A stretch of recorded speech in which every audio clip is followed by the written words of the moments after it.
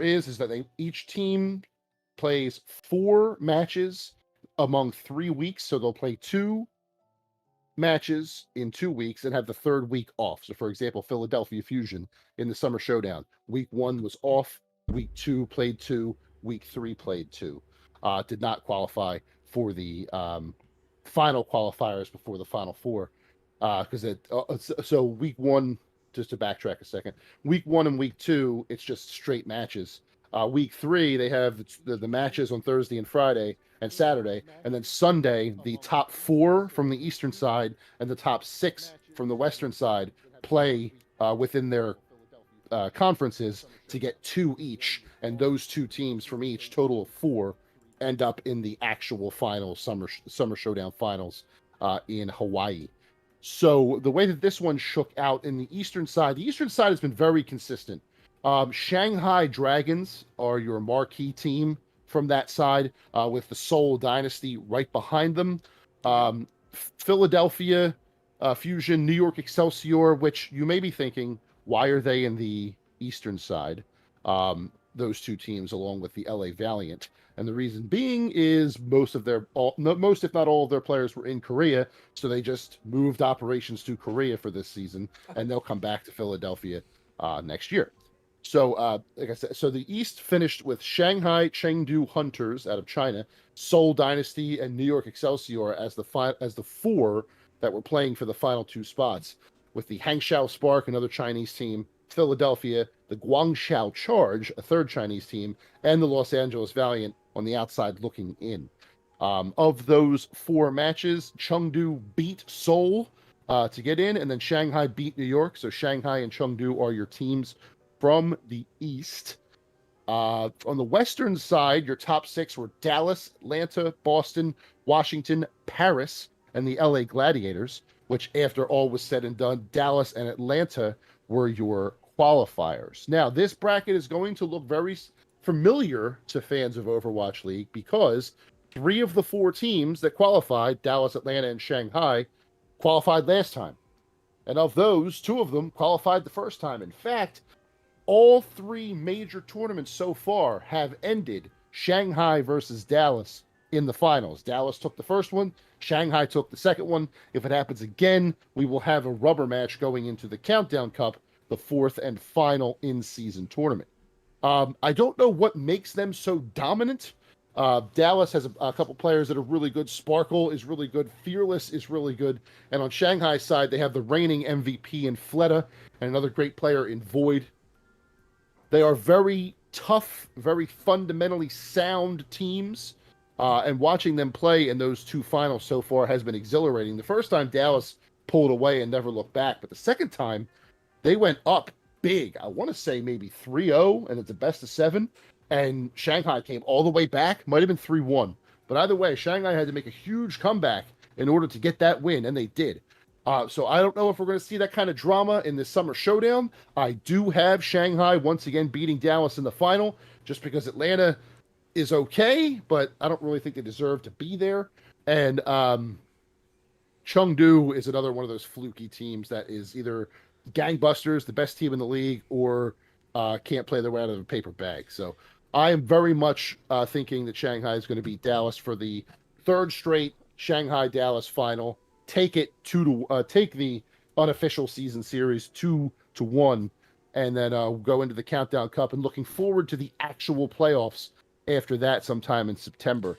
And how many teams make it to the playoffs, if I may? Oh, that's a good question. There's actually a rider on here. I had an interview with a friend of mine, Will English, coming up on Cheesesteaks and Controllers this Friday. He's my Overwatch correspondent.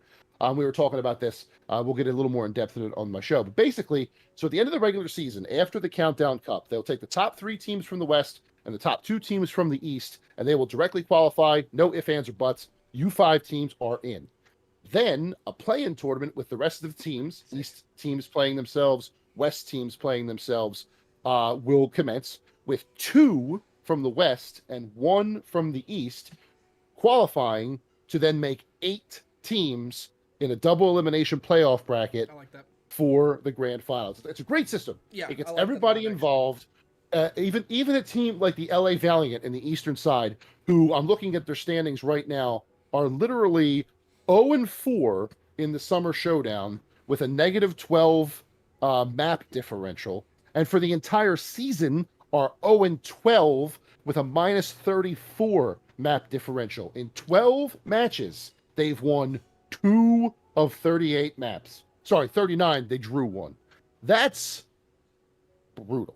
Yeah, yeah, Just that is flat out not good. But in this structure, they could catch fire out of nowhere, sneak their way in, because honestly, there's only one team coming from the East. But after Shanghai and Seoul, Shanghai being 10-2 on the season with a +20 map differential, Seoul being 9-3 with a +14, you have Philadelphia, Chengdu, and Hangzhou all tied at 7-5. You have New York at 5-7 and Guangzhou at 3-9.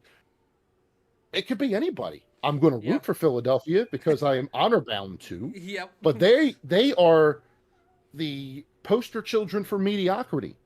Or they after the first week of games in the Summer Showdown qualifiers, they were 1-1, and they won their match 3-0, and they lost their match 3-0. So they were 1-1, no map differential, as down the middle, generic, cut by numbers, just basic Overwatch as you can get. The second set of matches did not fare so well for them, and we're not going to talk about those. but it's a shame too, because obviously I'm more focused on Philadelphia than any other team, being from Philadelphia. Right. In the first set of qualifiers for the May Melee, they went 4-0 and missed the Final Four in Hawaii by like a map or two. They were this close, and they just got edged out in the last Sunday match. And then since then, the wheels have fallen apart, which doesn't make sense because they've added players who have been missing throughout the season. They got their support Funny Astro back. They're about to get Shockwave back. Their main player, Carpe, who they live and die by, has been there the entire time. Getting Rascal from the San Francisco shop was supposed to be a huge get, but has not quite been to the level that I expected him to be. He's good, don't get me wrong, but I every match I watch, there's one time at least where he's out of position, and I'm scratching my head saying, Rascal, what are you doing? Play the basic Overwatch that won you 2 titles at San Francisco, please. He just refuses to do it. I mean, so a lot of times it's a chemistry issue, you know, like just being at a place, playing with one organization for so long could probably get you in a certain pattern, and then when you swap over, it's probably kind of hard to adjust to those. People get kind of stuck in their patterns, you know, they get stuck in their formula. It could be, and having everyone in Korea still dealing with the LAN issues. Again, they're only opening games to crowds now. Yeah. So maybe that had something to do with it too. This entire season, I have a feeling, is going to be a bit of an aberration on the entirety of the Overwatch League history, and you could probably say the same for Call of Duty League too. Once we get into that, just because of how weird it's been with half LAN, half not LAN. Tell that to the 4 teams who aren't going to qualify for Call of Duty League, how mad they are that they can't play in the finals in a LAN tournament. But I'm sure we'll get into that. I'll talk about we'll get into that. Yeah. But yeah, so that's where Overwatch League is right now. If I'm looking forward past the Countdown Cup into the playoffs, if I had to pick the playoff teams where I'm sitting right now, I'm going to say Shanghai, Seoul, and unfortunately the Chengdu Hunters from the eastern side. I want it to be Philadelphia. I really do. But if they have to qualify to get in, if they don't somehow sneak into the second spot and qualify automatically, I don't like their chances. And then from the West, it's got to be Dallas and San Francisco at the top 2. Houston, LA being your top 4, or your top 3, excuse me, are Dallas, San Francisco, and Houston. I think that's going to stay the same, though LA Gladiators could sneak ahead of the Houston Outlaws, as Houston's only 9-3 and LA is 8-4. Now, also, all 3 of the top 3 teams in the West are 9-3, Dallas, San Francisco, and Houston, with Dallas having a +14 map differential, San Francisco at 13, Houston at 11. So there's your tiebreaker there. It is wide open, but the way that Dallas has been playing, I just don't see them getting knocked out of the top 3. LA could sneak in there. Washington could sneak in there. The Atlanta Reign at 7-5 might be able to get in there on a tiebreaker, because even though they're 7-5, their map differential is +13, which is tied for second in the West with San Francisco and LA. So if they can beat, say, an LA Gladiators, that pushes LA to 8-5, moves Atlanta to 8-5, but then Atlanta will have the map differential tiebreaker, and they vault them. So it's still anybody's grand finals tournament. There's still a lot of time to decide who will be the 5 from the West and the 3 from the East. But that Countdown Cup is shaping up to be a monumental piece of Overwatch League coming up next month. But first, we have to get through the Summer Showdown and see who wins that. And like I said, Shanghai over Dallas, if you ask me. All right, awesome. Yeah, no, I really like the sounds of what the Overwatch League structure is. I will definitely compare it to the CDL structure, and my thoughts on it. I may not have a more traditional take on the thoughts of the CDL structure itself. Sure. But yeah, let's go ahead and move on. We're gonna move on to the LCS now. You got a couple of topics for me for the LCS. I do, and they're coming live. The big one is they're going back to live Newark, New Jersey, August 28th and 29th for the LCS finals, just before World Championships. Going to be the best way to see the LCS, North American League of Legends, because they sure don't do good in the World Championships. Oh, you didn't hear that from me. But it's product of its game. Honestly. Yeah, right. Honestly, the big thing for me is that live is coming back. That League of Legends is going to finish strong in front of a live crowd and roll into 2022 with that momentum. Just another sign that esports nature is healing and all live events are coming back. But concern is still there. The concern will always be in the back of people's heads. Are they going to fill this place? If they're going to fill this place, what kind of safety measures are they going to put in? Right. Are they going to have, adequate cleaning? Are they going to have, hand sanitizer and all that stuff? Masks are not being, I think masks are recommended, but not completely enforced. I don't think those rules have been put out there yet. Right. Obviously, I want it to be a very successful event, but I also want it to be a safe event for the 19,000 people that would be filling the Prudential Center, home of the New Jersey Devils, should they fill the place. Right. So, as a venue, it's a good venue. It's already hosted an esports event, the Rocket League Championship Series in 2019. So obviously the Prudential Center is built for esports, but I'm more worried about the safety of the people attending. Would you agree with that? Yeah, I mean, I would definitely agree. I have been to a couple of traditional sporting events since they've opened up. Okay, cool. As far as half capacity, I know they recently opened up a lot of these venues to full capacity. I know a lot of it has to do with vaccination, and like how that is managed. I mean, when I went to a Seattle Sounders game, they had what's now considered Lumen Field. It's where Seahawks used to play, CenturyLink Field, or Seahawks do play. They had a whole section specifically for vaccinated people. So they did a very good job. And then when you were in there, you had to wear your mask the whole time, unless obviously you were taking a drink. When I went to the Sounders game, some seats were zip tied, so they did properly space people out, so you couldn't move because those seats were zip tied down. I don't know how it's going to work. I mean, I was going to talk a little bit about this because the CDL also did announce live fan attendance again.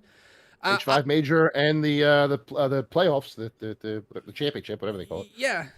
So I don't know, man. I don't know how I feel. I mean, and we just had sell out a CEO. I mean, there's so many events happening. That's true. I think all of them are going to have their different protocols.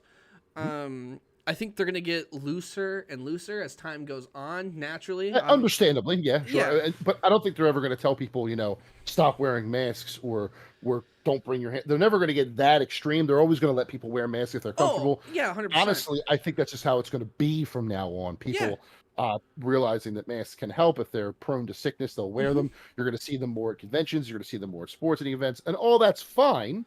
But I do agree that eventually that the loosening will occur until we're just right back to the way we were. Well, and then being part of the fighting game community, we've seen it. We've had people come over from other countries that have either had an illness and they wear their mask at events, and it wasn't abnormal. And I honestly, it's a great sign of respect for the players around you and for the staff working the event.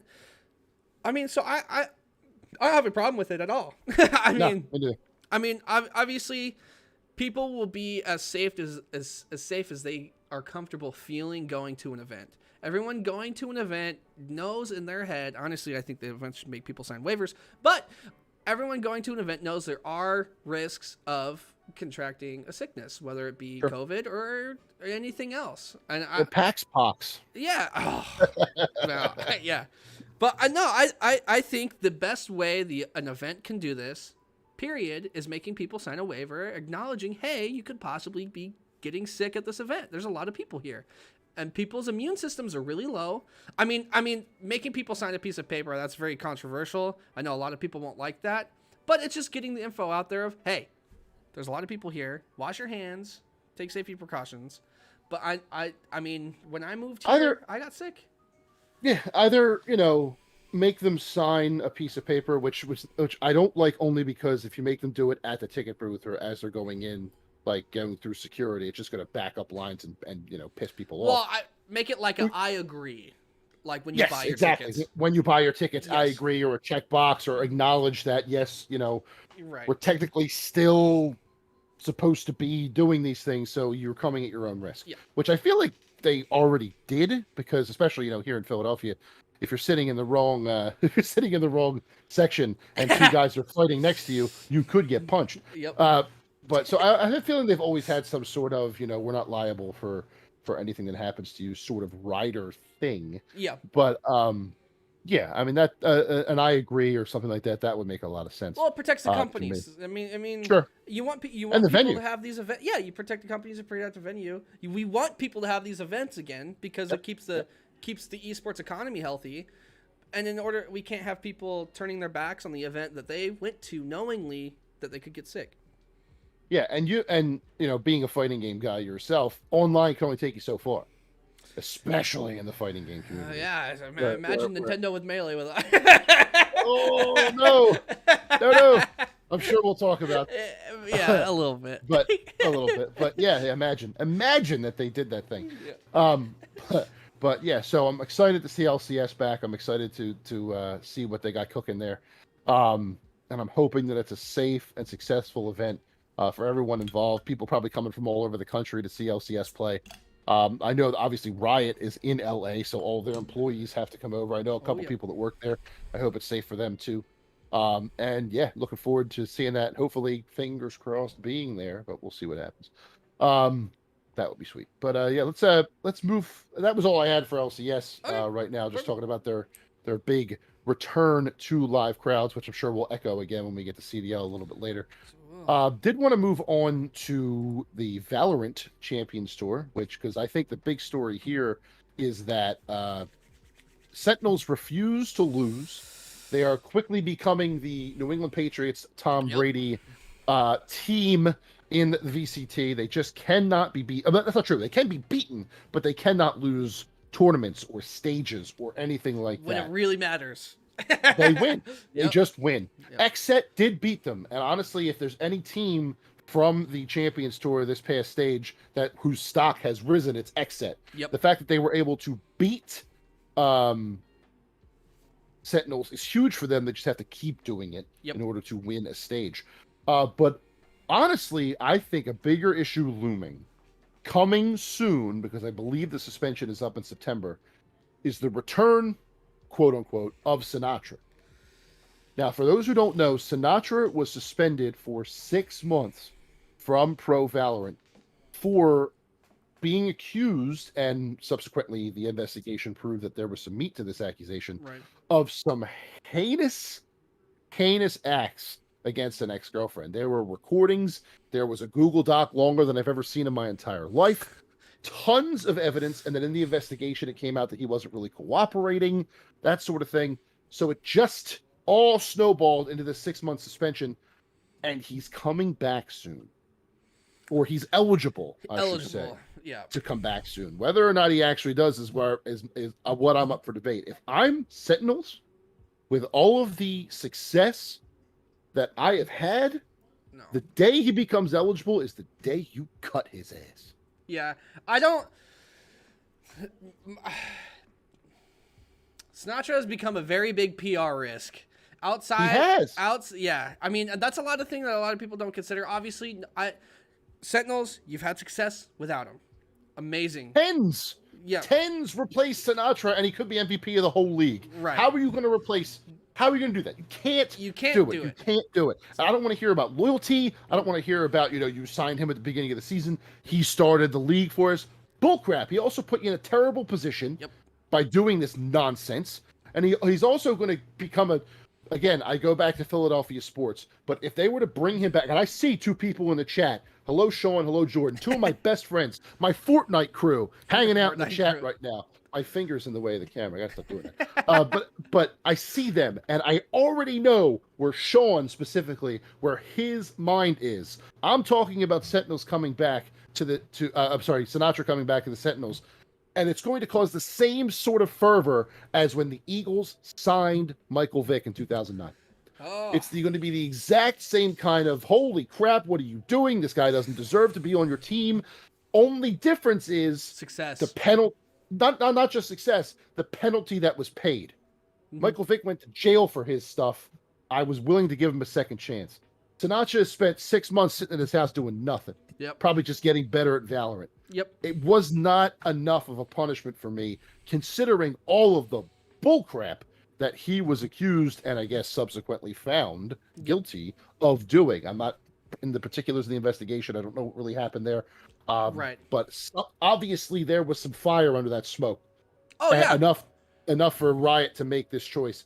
And Sentinels bringing him back would just be absurd, especially when Tens is playing so good. So if it's me, I'm saying, sorry, man, you're eligible again, but not with hit us. The bricks. Yep. Not with us. Not with us. I honestly, I would be shocked. I'd be shocked if Sentinels brought him back. I don't think Sentinels should bring him back. You've had success without him. That's a big part of it. I think it's a big PR risk. I don't care what loyalty is. Obviously, the player wasn't loyal enough to the club or the organization to where, like, they put them in a very tough position where they had to make a decision. They ended up making the right decision. Yes, they did. Tens fantastic player. And now you got to kick this player to the curb. You got to let someone else make the risk and pick him up. And if he doesn't get picked up, I'm sorry, Sinatra, but you messed up. You know what you did. And if you didn't get picked up, you know why. And he probably would try and go back to Overwatch, where he left the league as the reigning MVP in 2020. Good luck. That's a way harder signing.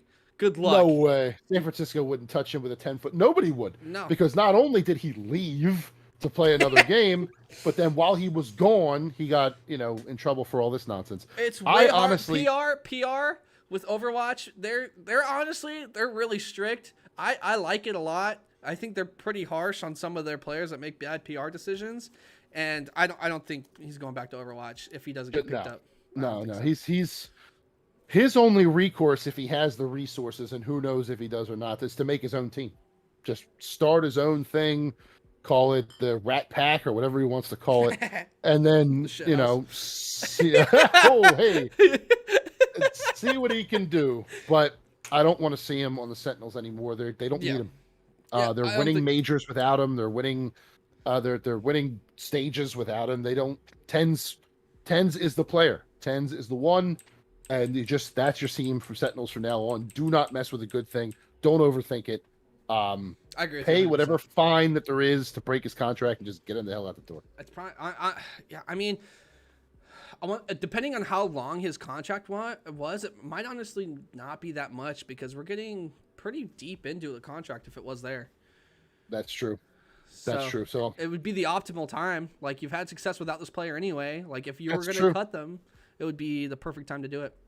There's got to be some kind of rider where, we're allowed to do this if you screw up and you screw up. 100%. There's no way his contract was not signed without a clause like that. There's no way. All of them are. You could have a Saint, whatever. It could be Saint from the Tekken community. Yep. They're going to put some sort of rider in there that I've done it before. You screw up, you're done. I've done it before. Yeah, protect yourself. That's right. Teams, protect yourself. No matter how new or how big you get, protect yourself.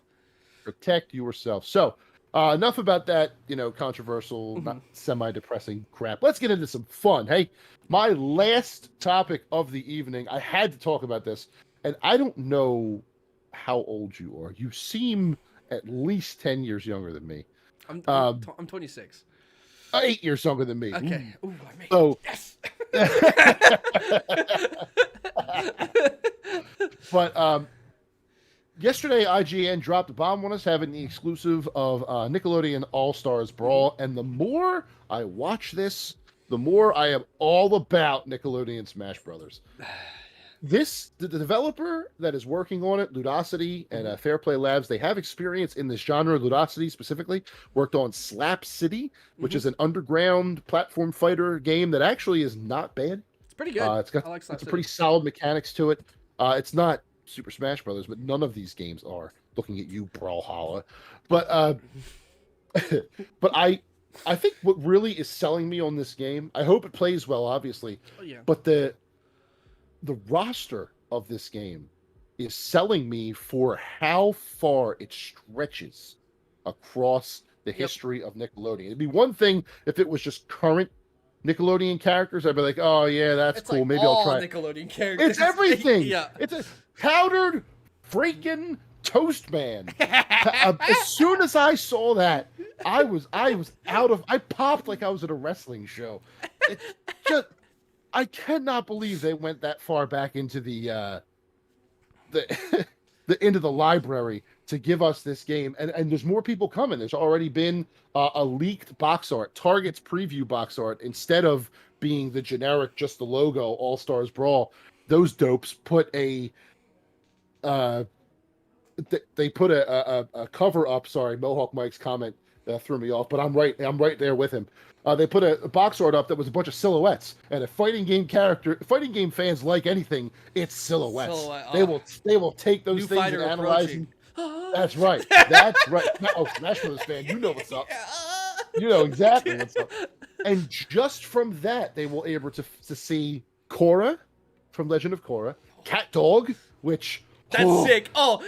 Imagine wobbling. Imagine getting wobbled by Cat Dog. Wombo combo. Actually, the actual Wombo combo character, I think, is Ren and Stimpy because they're together. Oh, they are. It's not one or the other. On this box art, their silhouettes are right next to each other. Could you imagine Ice Climbers Ren and Stimpy? Just get a hold of you and never let go. That's right. That's right. Wombo combo with some Ren and Stimpy. Oh my God. The more I hear about this game, the more I'm getting excited for it.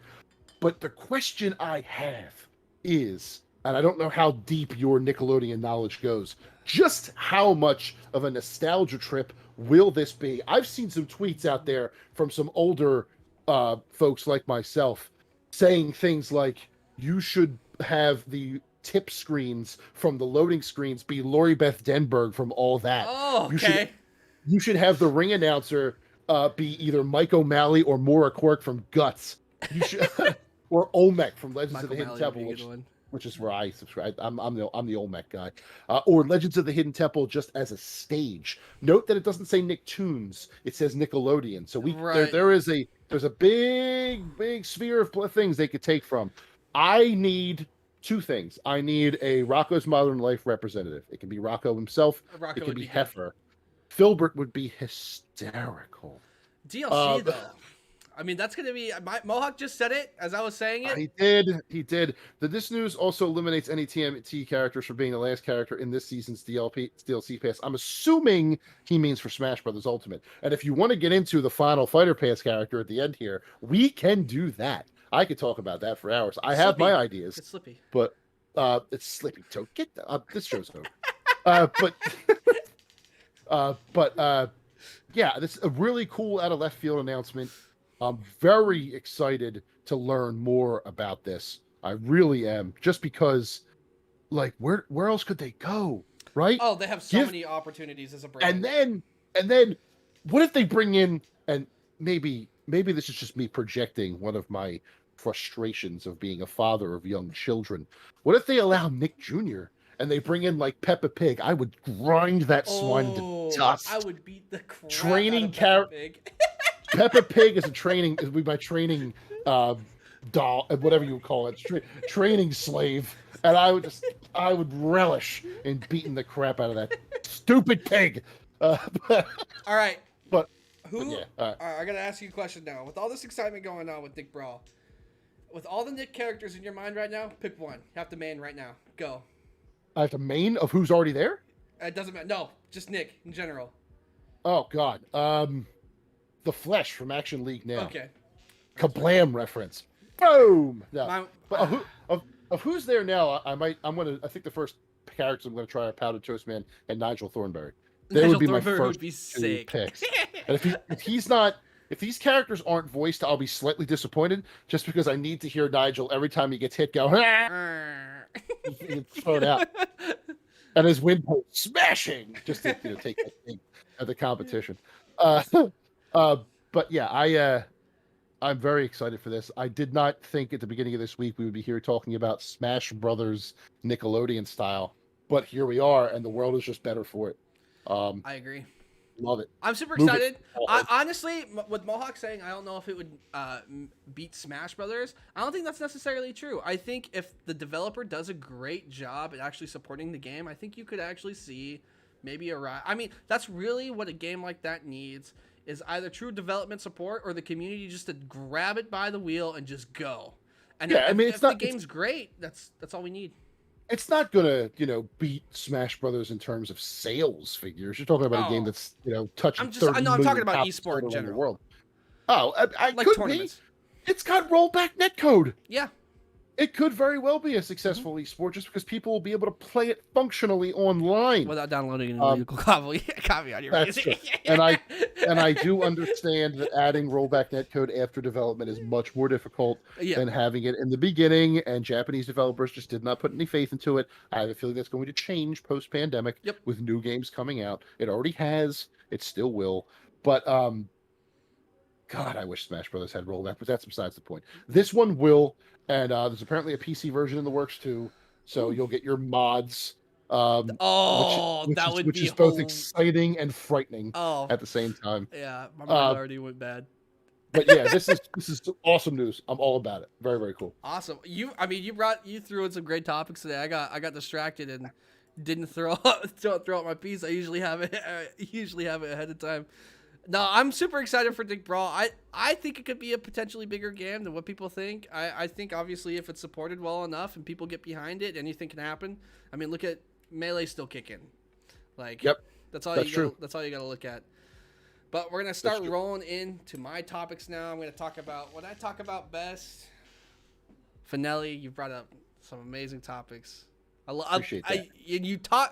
I love your voice, man. I love your voice. No wonder why you're on the freaking radio, man. I have a face for radio, sir. A voice for radio. Same thing. Same thing. But you got a beautiful face too. We're gonna talk about the CDL, baby. There's no Philadelphia team, so I don't quite give as much of a shit yet, but I'm getting there. I'm a huge Seattle fan. Yeah, I know. As soon as you've tattooed yourself before they even announced the roster. I was like, Seattle, let's go. All right. I'm a huge Seattle sports fan.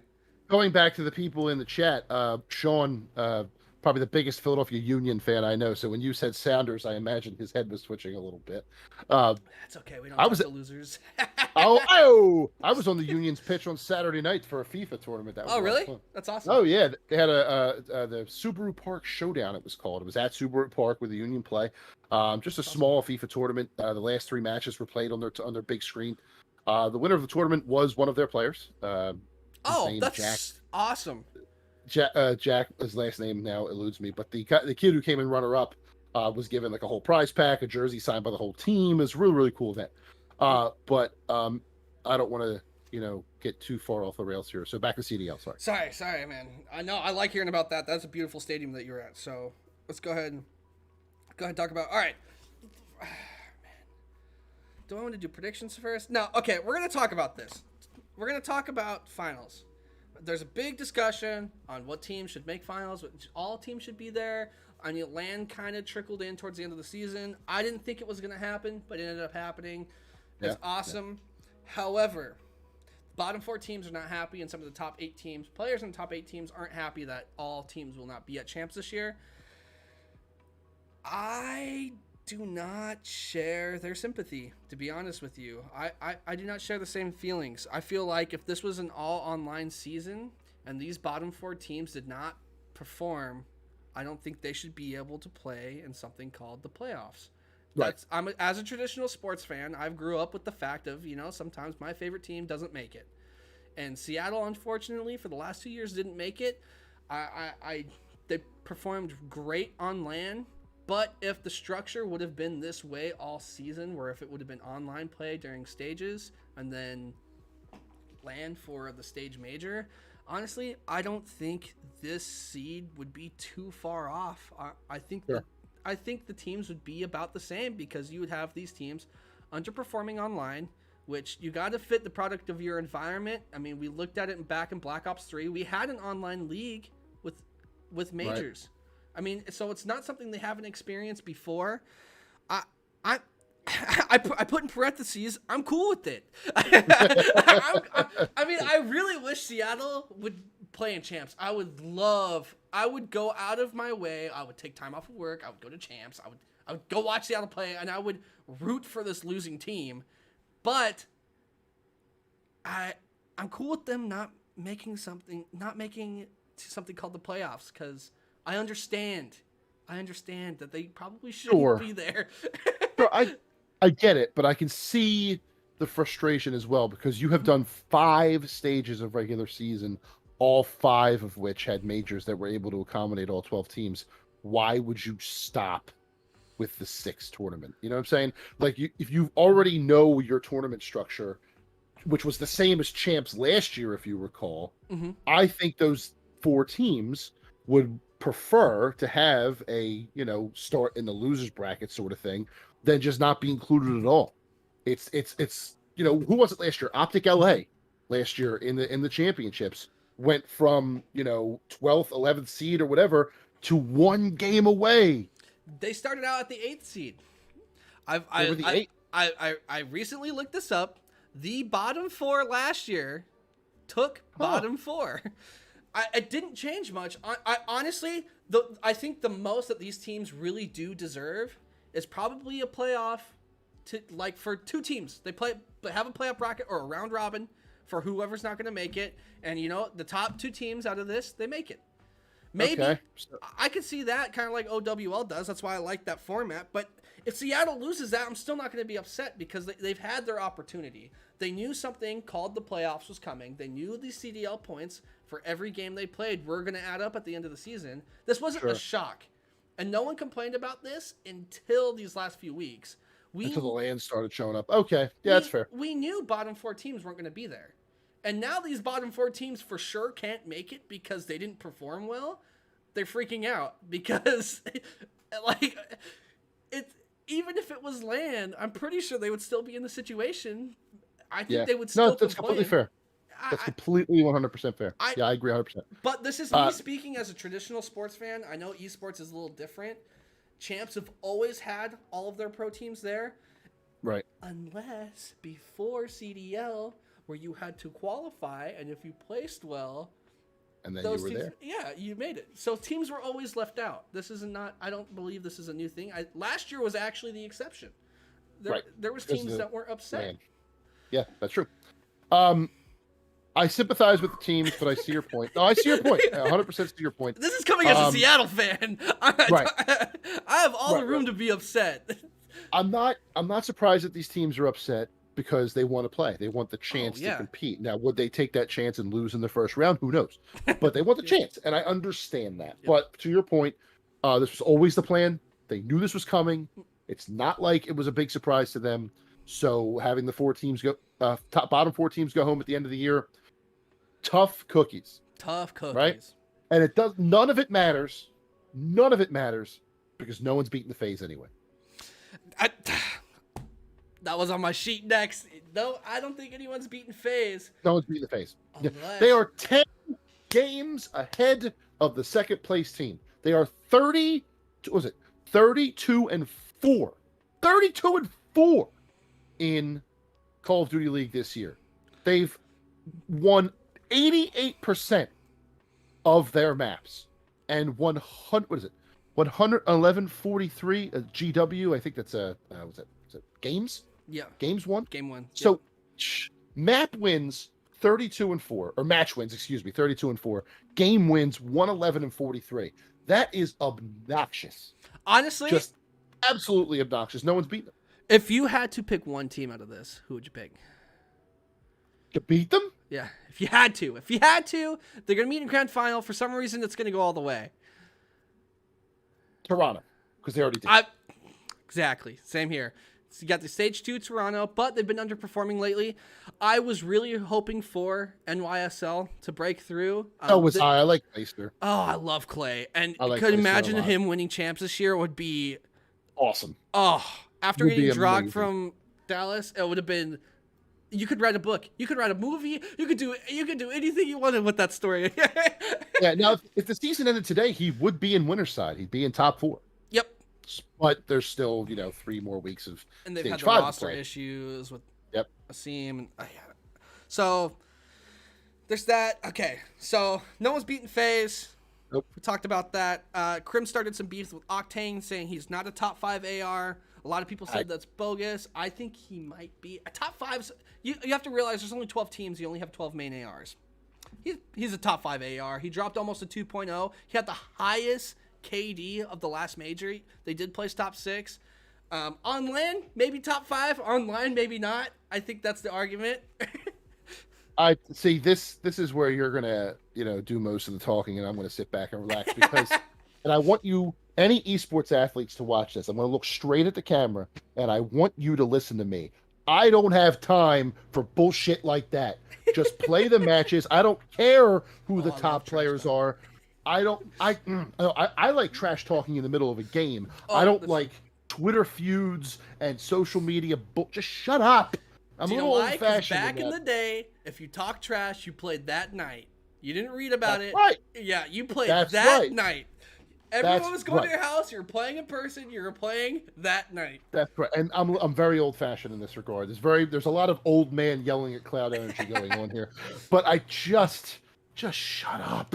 I feel like every week someone else in the Call of Duty League is talking Crim. stuff. It's always Crim. Or it's okay, or it's always Crim. It's always Crim.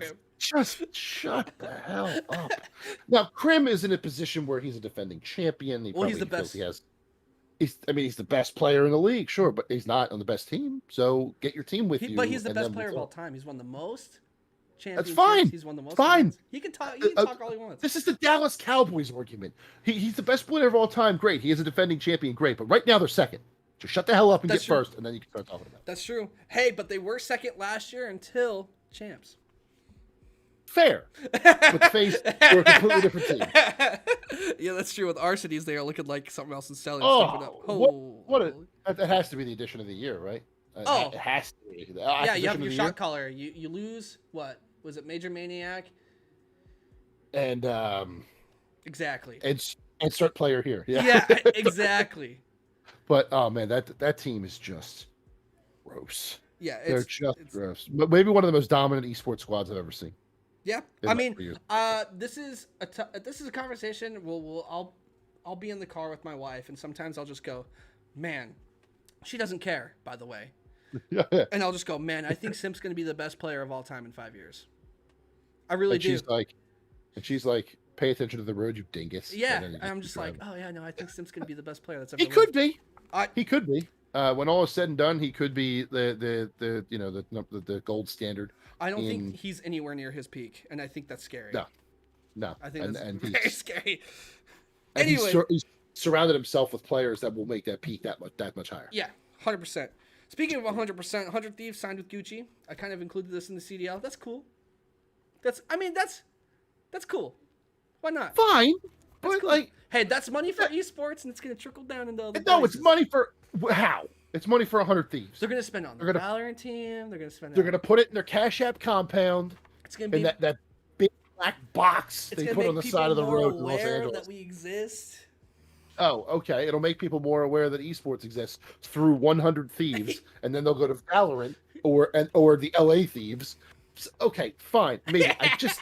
But who? Good for them, good for all. That's what I think. But it's not an everyman brand, right? I want to see some everyman brands. Like, give me great value. The Walmart generic food. Hanes would be Hanes, Levi's. Yeah, give me that stuff. What am I? Okay. Nautica is probably a bad example, but that's the shirt I happen to have on right now. Or Extra Life.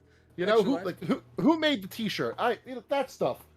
Give me Captain Morgan with the Reebok would be a good one. Reebok, Reebok would Adidas, be or a Nike. great one. Yep. That would be great with Nike. I'm surprised Puma would be so good. Puma's probably already with G2 or somebody in Yeah. in a European league, I'm assuming. But yeah, I mean, my problem isn't the branding. My problem isn't the partnerships. My problem is this sort of thing just makes 100 Thieves look more rich kid elite than they already were. That's true. Right? I need to start seeing some quote unquote everyman brands. Power to them. Partner with whoever they want. It's not Herman Miller and Logitech, but Yeah. it's still upper echelon, high tier. Yeah. Or the recent partnership between Nintendo and Tag Heuer for that $3,000 smartwatch. You gonna jump on a $3,000 smartwatch because it has Mario jumping around on it? I'm sure not, but it's cool. Sure, I'll give them that. Good for them. Good for Nate Shot getting that money, man. Get that money. Get that money. But I saw it. And I'm not buying any of it. Let's be clear. I'm not buying. No, sure. I'm not buying any of it. I just think it's kind of interesting. It was a more interesting partnership for me this week was not esports related, but more interesting partnership for me was Vertigear chairs and Swarovski crystals. So you can sit your butt on some Swarovski crystals built into your chair. It's the most unnecessary but brilliant thing I've ever seen. I like it. And I would do it if I could afford it. But that's that's neither here nor there. Okay, I got one more topic before I get into my predictions. I got Salvation's Elite recently made a video. If you guys do not know who Salvation's Elite is, he's one of the co-hosts of the Best of 3 podcast. Talks about all about the CDL. You guys should check it out sometimes on Spotify, Apple. If you leave an Apple review, they'll read it. I mean, they're on YouTube. I love them. They're really good. I'm no problem shouting out any podcast. I completely get it, my friends. Salvation's Elite released a video that he was saying there was a potential leak that the new Call of Duty movement is going to be closer to Warzone than it is to Cold War. So more like Modern Warfare. Auto tax. Talking about Sledgehammer's game. Yeah. Yep. Talking about Sledgehammer game, which is also rumored to be a World War II game. I'm cool with it. It'll be fine. Tax Sprint. Auto tax sprint will be back, and Dead Silence will be a field order again. Honestly, I don't have a problem with these. Here's the only problem I have is if we GA. I know some people. I don't even want to get on the GA conversation, but in Modern Warfare, we gentleman's agreement that no one could have auto tax sprint on, which means you didn't have to click your stick, your left thumb stick, twice to do auto tax sprint to do tax sprint, which makes you move faster. The reason why I just hope that doesn't cause an issue because I want to keep my left thumb stick. I don't want to give the controller companies a lot more money. I know Scuff right now is like, yes, thank you so much. But I really hope I don't. I've had auto sprint on. I grew up a Halo kid, okay? Sure. Sprint's fugazi anyway. I don't care about it. That's true. You're all about slow movement. I'm a slow-moving tank, and I'll somehow get in more gunfights than someone with sprint. It's funny you say that. When I'm playing Fortnite, I'm a solo. I'm mostly crouch walking. Yeah, in the bush. Absolutely have to run. So I'm very much with you on that. So I just hope this doesn't cause a problem with the GAs. I don't even want to talk. We're already talking about GAs for a game that doesn't exist yet. And sure. Think about that. That makes me a little sad. Okay, let's get into predictions. That's all I have for Call of Duty. I'm going to pull up my predictions right here. I did fill out my Call of Duty pick'ems. If you guys go to pick'em.callofdutyleague.com, you guys can fill out your predictions. I always move them to the screen. I'll cover up my face since your face is so beautiful today. Thursday, we're going to go over the matches. We have Toronto Ultra versus LA Gorillas. Did you do your pick'ems, or is this me going? I want to do them right here. Okay. As Toronto 3-1, hands down. Yes. Toronto 3-1. This isn't online. We're playing online right now. This Toronto's the online gods. Let's be real. Yes, they are. I would have said 3-0, but 3-1 works too. The best of me, the realistic version of me, has Minnesota winning this 3-1 for this next match against the Seattle Surge. But the fan in you, the fan in me predicted, and I already hit save predictions, so I will not change them because I am an honest man. 3-2 Seattle Surge, baby! They're taking the Search and Destroy. I don't want to hear it otherwise. It's happening Thursday at 1:30 p.m. Minnesota, you're going down. Did you know the next day Seattle Sounders are playing Minnesota's football club, and they're going down to Minnesota? You suck right now. 3-0 Minnesota. Yeah, I Next. agree with you, but I have 3-2 Seattle. Okay, possibly the most interesting match of the weekend, and I think maybe the most important match of the weekend is happening Friday. Dallas Empire is taking on Florida Mutineers, and Dallas Empire has had, I mean, they've been playing well. Then they haven't been playing well. They've had to figure out the roster a lot. They finally have Vivid on their team. They are looking like a solid roster, but they are back online. Skies had a phenomenal performance this last event and this last weekend. I still have Dallas taking this 3-2 over Florida. So do I.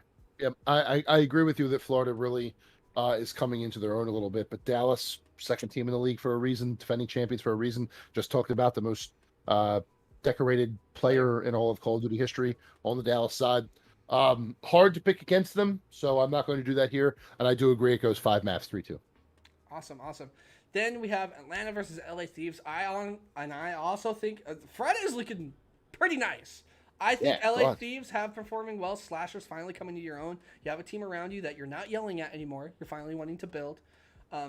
Does Slasher, being one of the best ARs that's ever lived on this planet, because we don't know if they're playing Call of Duty on a different planet, do they take it? No. I think Atlanta FaZe is unbeatable, but I do think it will be close because it's online, and Atlanta loves Game 5s. So I have Game 5, Atlanta over LA Thieves.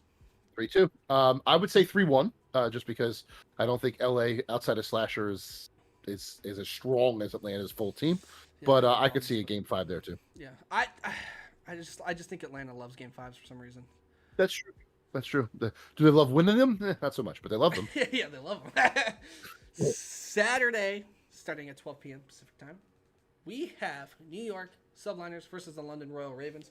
We did have some depressing tweets lately from Clayster. Clayster maybe not feeling his roster. Problems with the team. Who knows?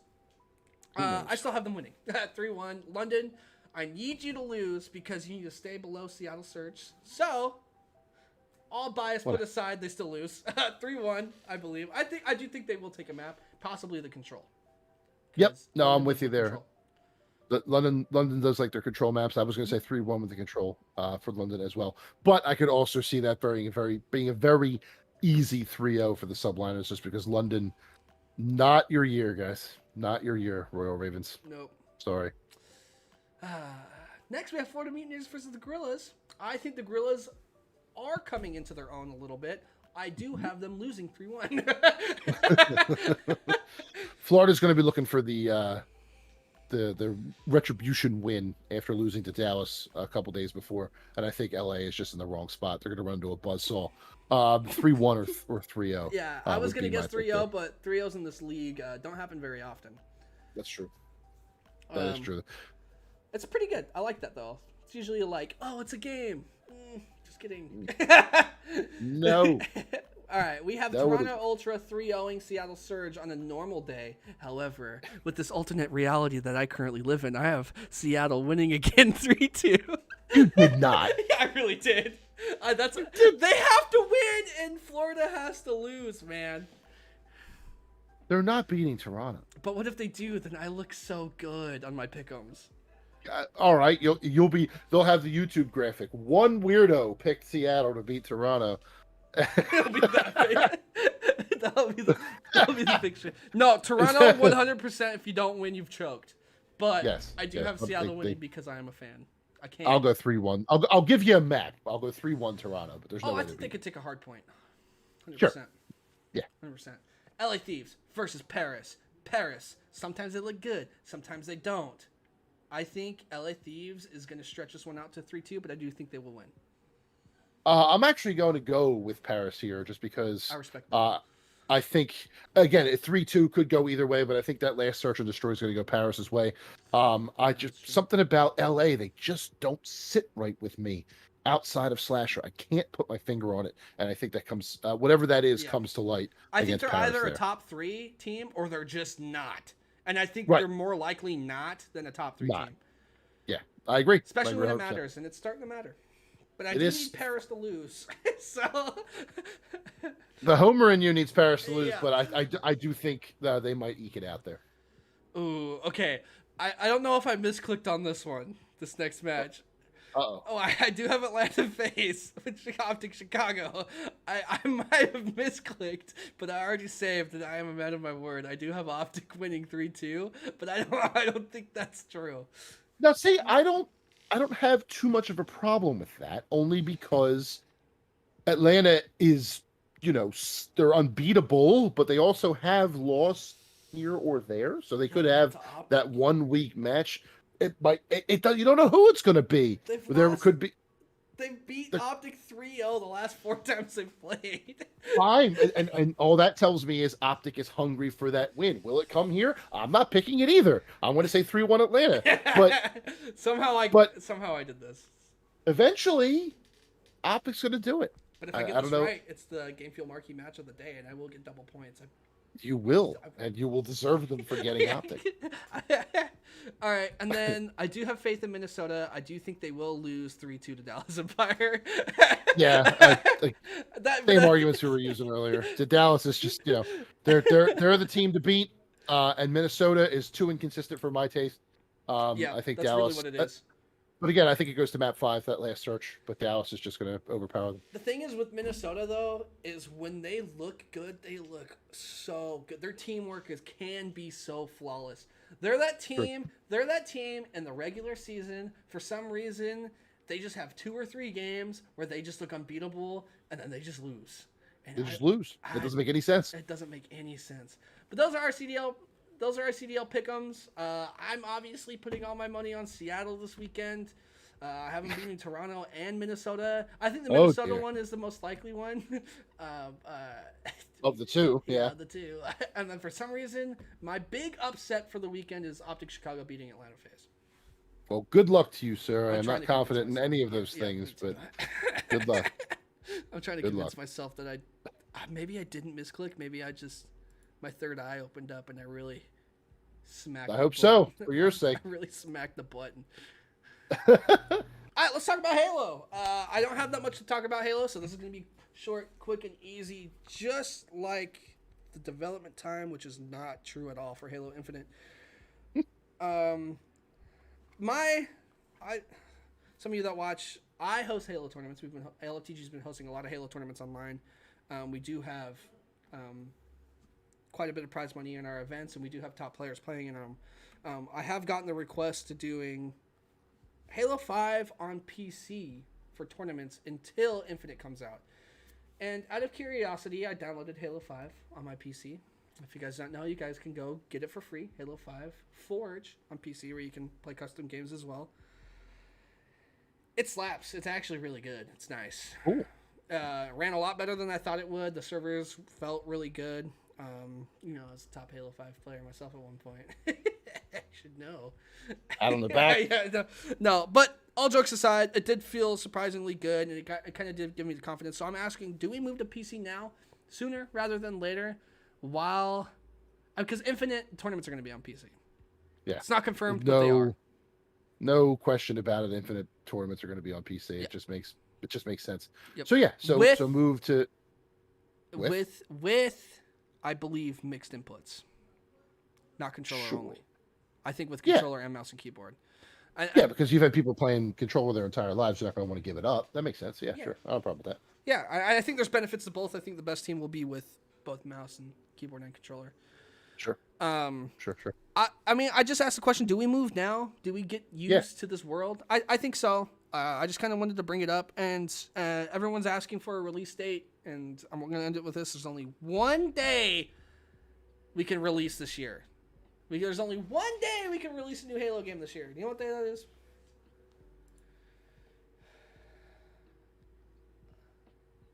I don't. November 15th.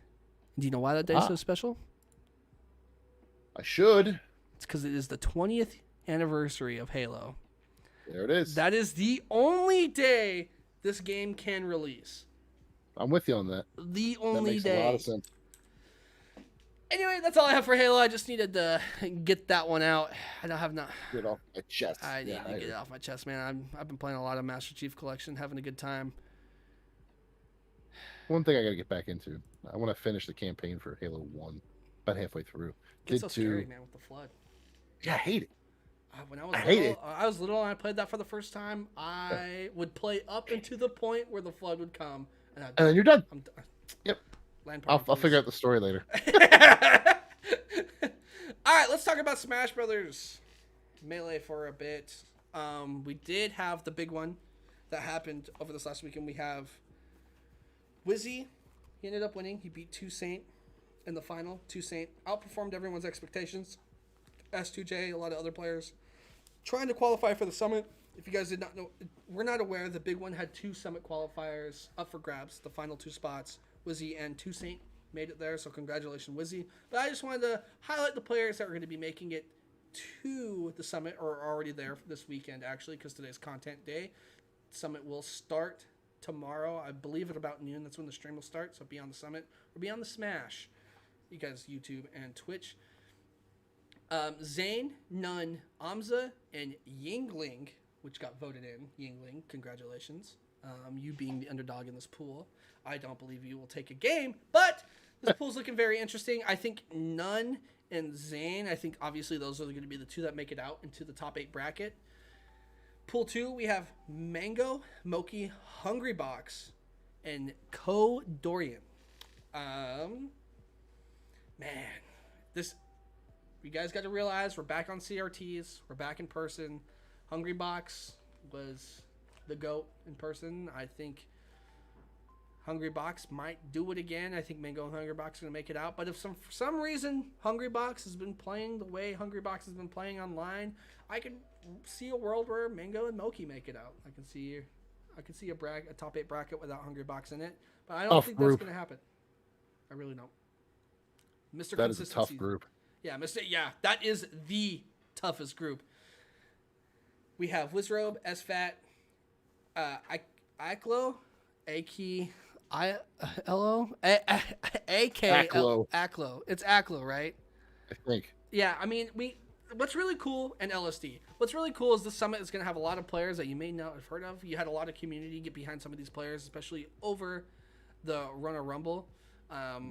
All these pools, by the way, are going to be round robin. I see Wizrobe and SFAT, but LSD is very good. LSD is very, very good. I don't think LSD should be slept on. So if there is a world where SFAT doesn't make it out and LSD does. But on CRT, in a perfect world, I see Wizrobe and SFAT making it out. Sure. And then pool 4, we have IBDW, Plup. Ooh, I might take it back. This might be actually the hardest pool. IBDW, Plup, 2 Saint, and Axe are all in the same pool. I think 2 Saint is the odd person out here on LAN. However, it is Jigglypuff versus Pikachu. That's going to be a weird matchup. And then who knows what Jigglypuff can do against Plup if Plup was playing Fox. And IBDW is playing Fox. I mean, you have a Jigglypuff and a Pikachu with 2 Foxes and potentially a Sheik with Plup. I don't know, man. I think this might be the hardest pool. I'm a huge Axe fan. I'm going to say Plup and Axe. I want to say Plup and Axe, but IBDW, man, the way he's been tweeting, he looks scary. Yeah. Oh, that's a tough one. IBDW is acting like he's making out of this pool already. Yeah. So IBDW and Plup makes sense. IBDW and Axe makes sense. Oh, man, that could go. Plup and 2 Saint makes sense, too. Oh, God. I can see an upset, too, because 2 Saint played 2 Saint is the reason why S2J did not make it into Summit. Think about that. That's a big absence. I think it's the biggest absence. I think that's the biggest snuff pick. F2J, yeah. Or S2J, sorry. Yeah, that Group D. But, I mean... you don't have Leffen on here because he can't make the trip from EU. Oh, man, yeah. I didn't even think about that. Where would he even be? Probably in place of Yingling and number 1. It'd be Yingling and Nunn, Leffen and Nunn coming out of there. Looking at Group A. No, Zane would win. Zane and Leffen? Zane and Leffen, yeah. Zane, honestly, Zane before Rona, I think Zane and Hungrybox would be in finals most of the time. I'm just trying to think. Right now, I'm just kind of doing like a mild prediction of who I think might win this event. Maybe top 3. Hungrybox, Mango, and Zane would be my 3 if I had to pick. Wizrobe and Plup, 4-5. Yeah, but Axe won one of the last 2 summits. I know. Man, I don't know. This is going to be good. I'm always excited for Summit. I know some people don't count it as a major because you don't have everybody in attendance. But I do think this is one of the most exciting events to watch just because you're constantly seeing talent versus talent.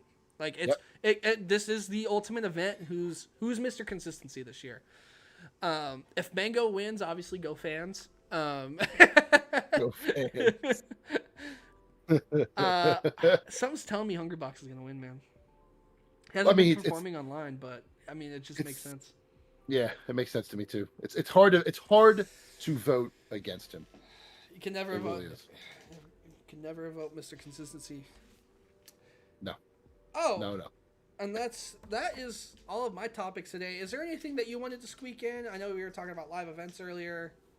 No. We touched on all of mine. We touched on all of yours. It looks like we have reached the end here, sir, of episode 34. We are at the end. Hour and a half. It's done. Hour and a half. That's pretty good. Hey, I just want to thank you so much for being here. Of course. Honestly, it was super helpful for this podcast, and with Mike being so busy, and for him to reach out to someone like you. I know what the man. And for him to reach out to someone like you, I mean, it means a lot for you to come on here. I know you got a lot of stuff going on. No, of course, it worked out. Timing was perfect. It's a little bit later than usual. It is creeping up on midnight my time, but as long as my kids are asleep, it's fine. I mean, I'm in the basement. They're in bed. I'm not waking them up. Hopefully, using my phone as my camera, so I don't know what text messages I'm getting telling me to shut the hell up. But no, man, I am open to this anytime. If there's ever a time where it's the two of you and you want a third, I'm here. If there's something coming up in the Philly area and you want some scoop, I'm here for you. Yeah. Absolutely, I would love to do this again. Yeah, we don't live too far. I don't live too far away anymore, so if you come down, we'll have to meet up, go out. I probably owe you some beers now. I will never say no to free beer.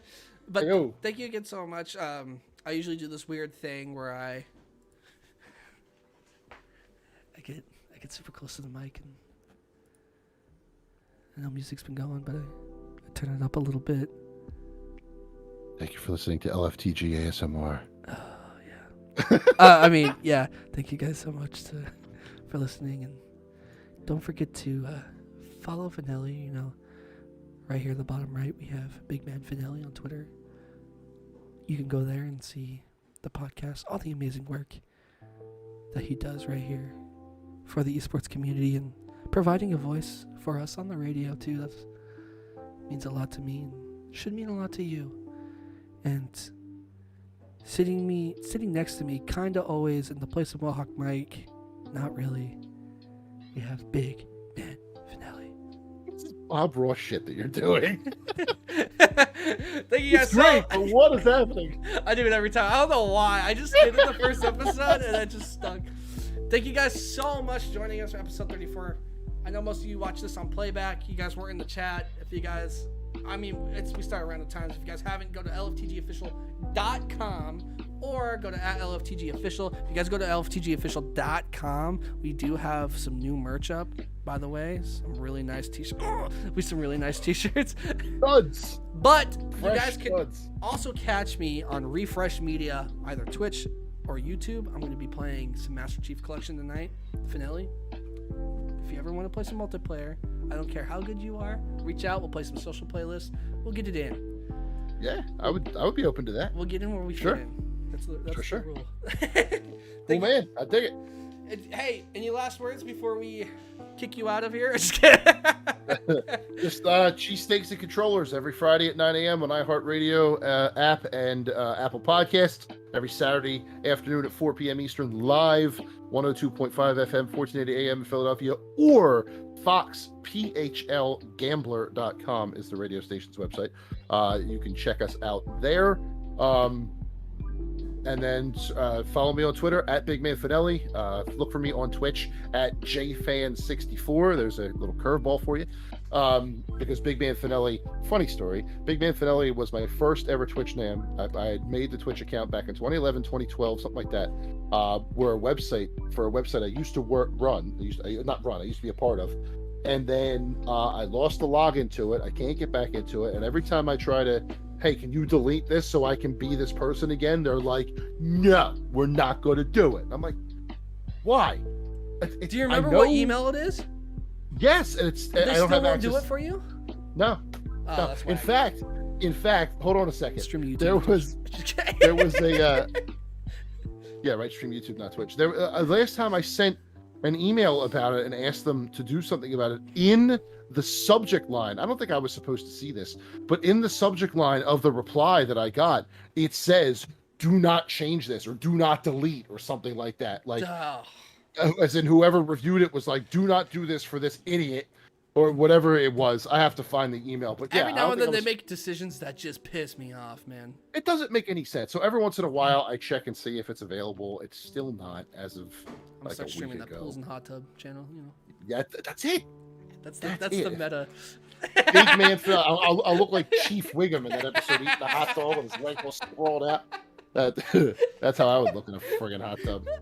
All right, we'll end it. Just kidding. On that visual, we'll end it here. Obviously, you guys know where to find me. Come play Halo with me. Again, LFTG.com. You can join all of the LFTG discords. Halo, Call of Duty tournaments, fun times. Join. do it. Boom. Big Man Fanelli at Twitter. Go now. And leave a 5-star review on Apple Podcasts because that matters. Yes, please do. I would very much appreciate that. You want to review it too? Let's do an episode and review it. I would very much appreciate that. Thank you.